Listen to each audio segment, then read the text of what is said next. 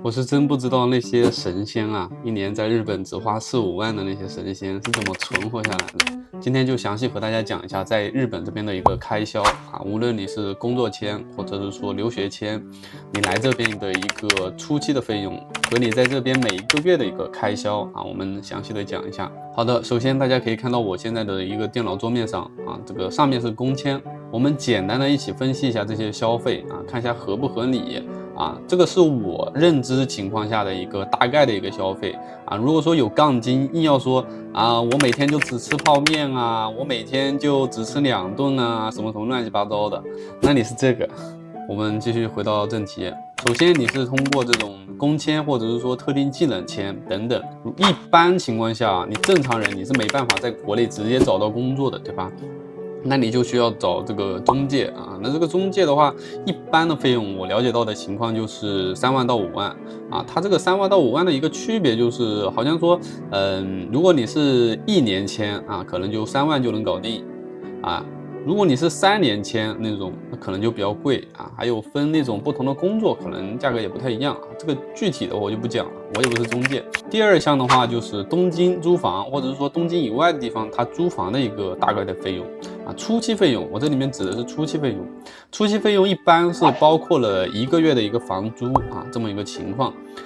初期费用东京的话，一般转换成人民币的话，起码得2万2左右，就是44万日元左右。这个费用的话，也是我比较了一下我周围的人和我自己的一个情况啊。当然，我的一个初期费用是远超过这个的啊。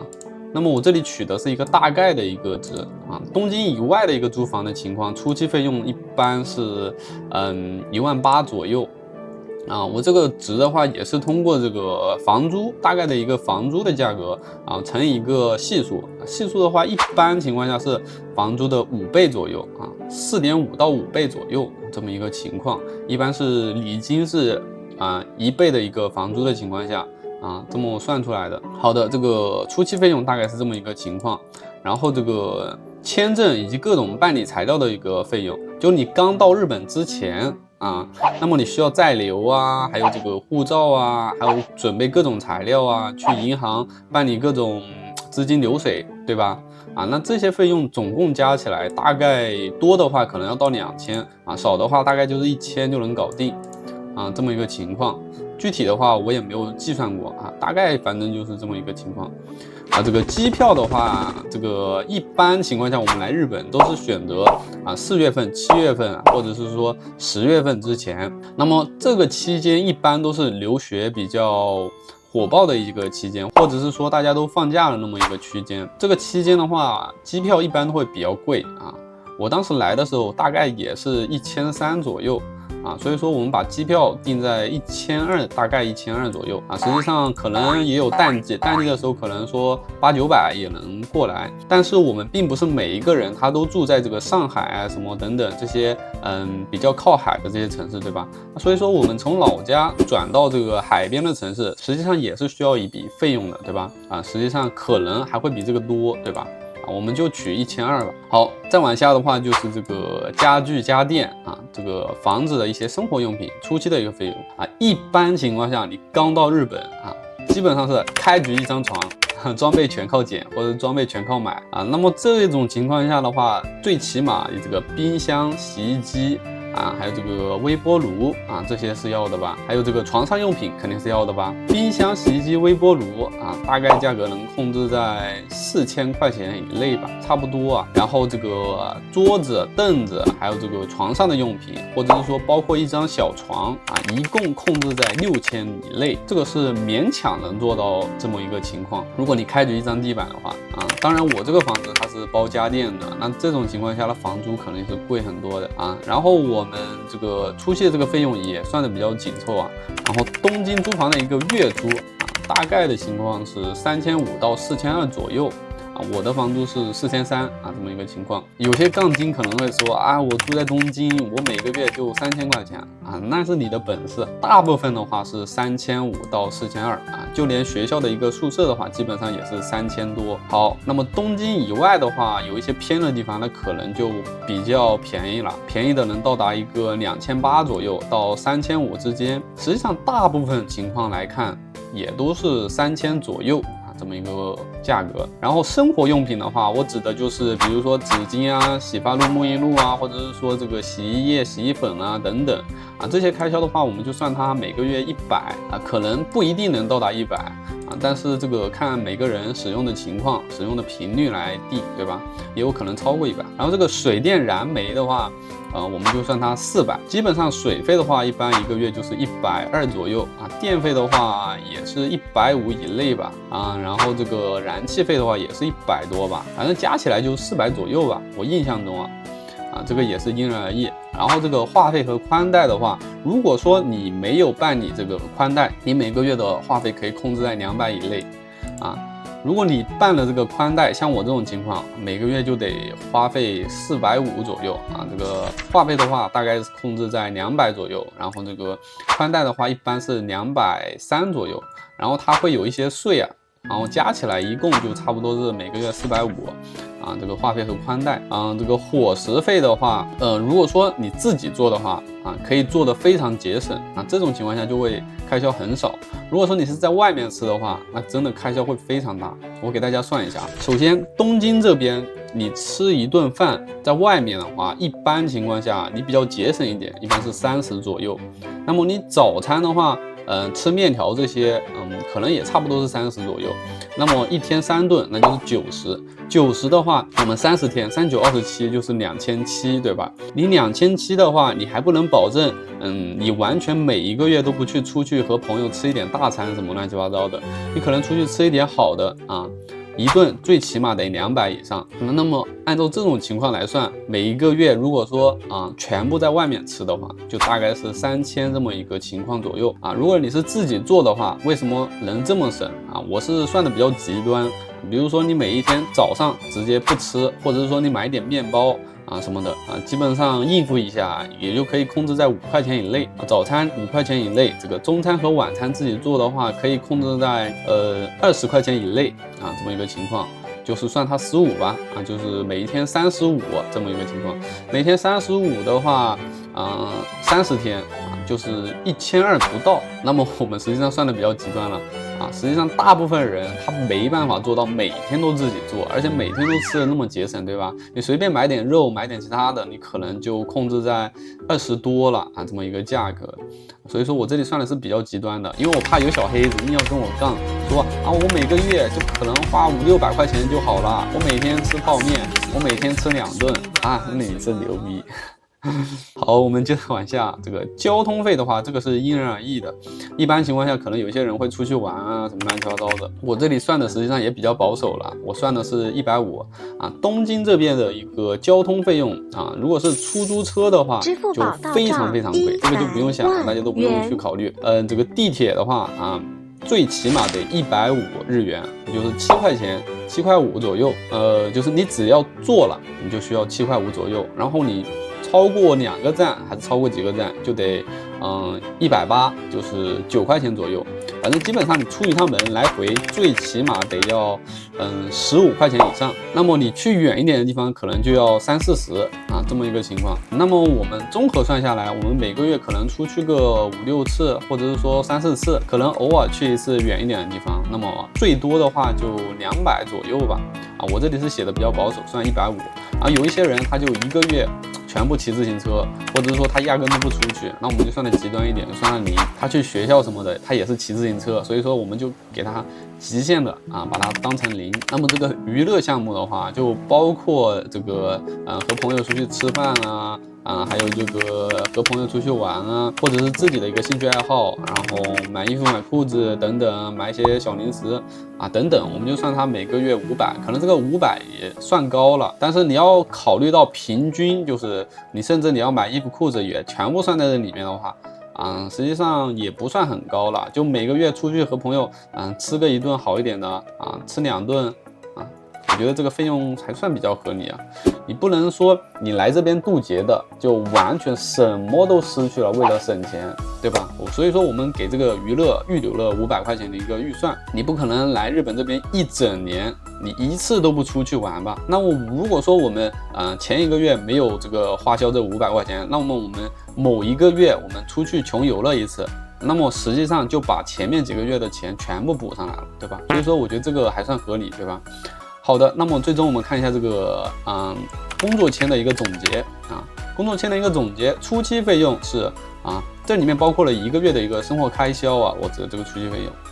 如果说按照最少的一个计算方式，那么就是58600啊，这个怎么计算出来的？就是前面的一个数字，最小的这个数字啊，然后加上每个月的这个最小的一个数字啊，最终是58000。然后如果我们按最极端的方式去算啊，就是你包括你这个中介费也是5万，然后这个租房也是租在东京啊，而且你也是在外面吃的话，最高的情况下，初期费用能达到85800这么一个情况然后最终平均值大概是72200。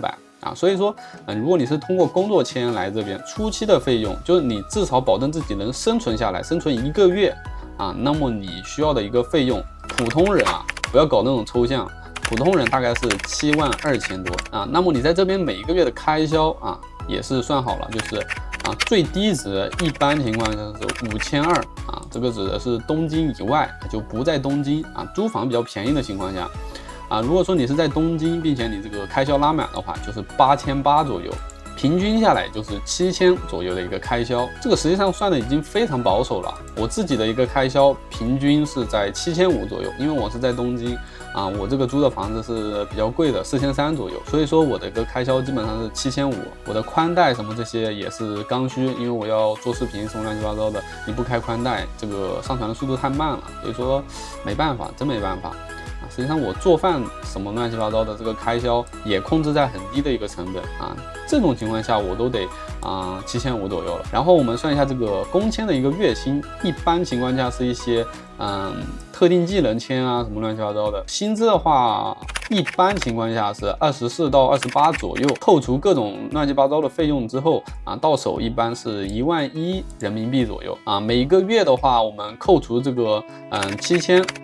大概是能存4000左右。所以说大家也不要觉得日本有多香有多香，你到手11000对吧？你每个月就只能存4000这4000还是你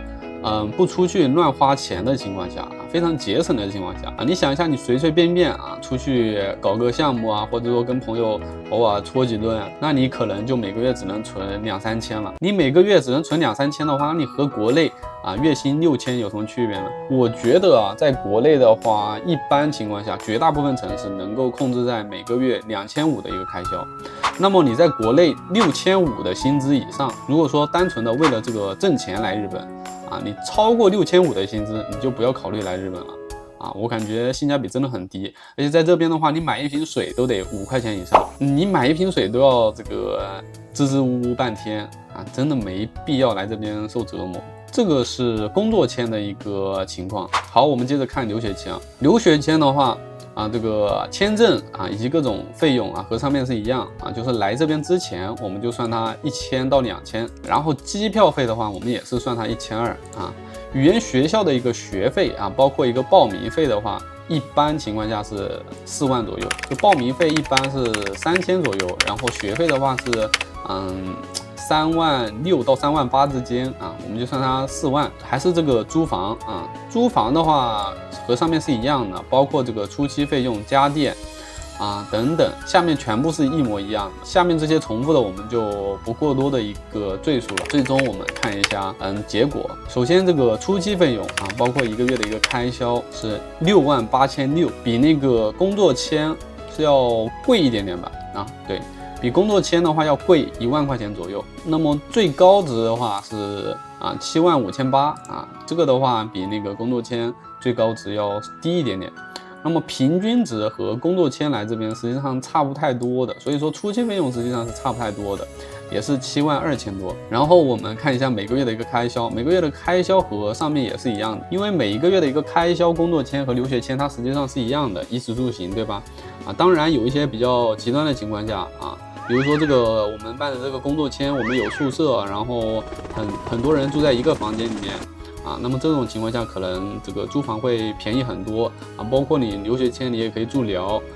share house，对吧？等等。那这种情况下，你这个租房能够省掉挺多的啊。当然我没有考虑那么极端啊，因为我本身是比较偏 I 人，我喜欢一个人住，所以说我们就考虑正常人的一个行为习惯。因为来日本大部分也是 I 人，对吧？所以说我们按照这个来，那么这个每个月的开销实际上是7000左右啊，这个已经挺保守了，我觉得。第1年的一个总共开销啊，我们算上初期费用，然后算上11个月的一个每个月的开销，因为我们这个7万多实际上是包括了1个月的一个开销，然后最终算下来是149200，所以说大家不要觉得这个来日本这个很便宜啊，真的不便宜，一点都不便宜。你想一下一年的一个开销15万啊。真的，我没有骗大家啊，这都是已经列的比较详细了啊。如果说你硬要每一个地方去那里抠一点，这里抠一点，我只能说你不是来这边留学的，你是来这边这个找罪受的，对吧？我这里算的是比较正常的情况下，在不遭罪自己的身体的情况下，大概的一个开销一年是15万。第2年的一个开销的话就少很多，因为你省了这个租房的最开始的这个头金什么乱七八糟的，而且的话学费也会便宜一些，因为学费的话它第1年要贵一点，第2年可能会少一点。那么综合下来，我们就算它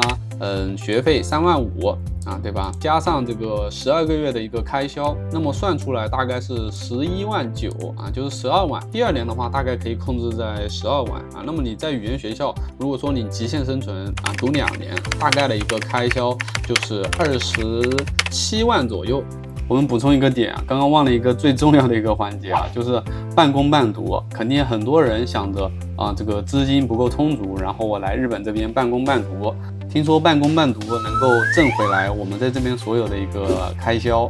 那么我就跟大家讲一下这个半工半读大概是什么情况。半工半读，首先你刚过来你能不能在最短的时间内找到兼职，这是一个问题如果说你来之前已经到达了一个 N2 的水平，而且这个口语不是特别差的情况下，你基本上能够在1个月过渡的一个时间找到一份兼职。但是如果说你来之前你这个口语也不行那么你基本上是需要2个月以上的一个过渡时间。我得跟大家讲清楚，就是我这里也写了，大家可以看到，大部分人去找兼职1年一般情况下就是省5万人民币左右为什么呢？因为听说超过103万日元后面每1年都要交很高的一些年金什么乱七八糟的那么这个费用实际上就超过1万人民币，所以说你就相当于你免费帮别人打工打了1万多人民币的工那么这个就很不划算所以说绝大部分人选择是每年就打5万块钱的一个工。那么5万块钱我们能够覆盖几个月的一个开销，我们也简单算一下，5万除以7000，一共是7个月多一丁点那么所以说你要完全覆盖1整年的一个开销实际上是不太现实的。想要在这边待1年在1年之内找到工作的话，你最起码你得带10万然后半工半读的情况下大家一定不要觉得自己来这边1年之内一定能找到工作现实是非常残忍的。我跟你讲如果说你在国内来之前你就到达了一个 N2 的水平，并且你是本科毕业，你想要找到一份体面的工作的情况下实际上概率也不会超过50%日本这边的企业他们都挺排外的。我跟你讲，虽然说你的笔试到达了一个 N2甚至有一些人到达了 N1，但你的口语远远达不到本地日本人的一个水平，甚至说很多公司它都要求你到达一个商务级别。商务级别就是你对那些专业知识甚至说你对于工作中用到的一些专业名词你都要非常熟悉，能够跟日本人进行一个商务对接那种水平，你才能够像日本人一样找工作。绝大部分人超过 N1 的水平都达不到商务级别，我能够很明确的跟大家说，而且考 N1难度实际上还真挺高的，像我们这种理科生真的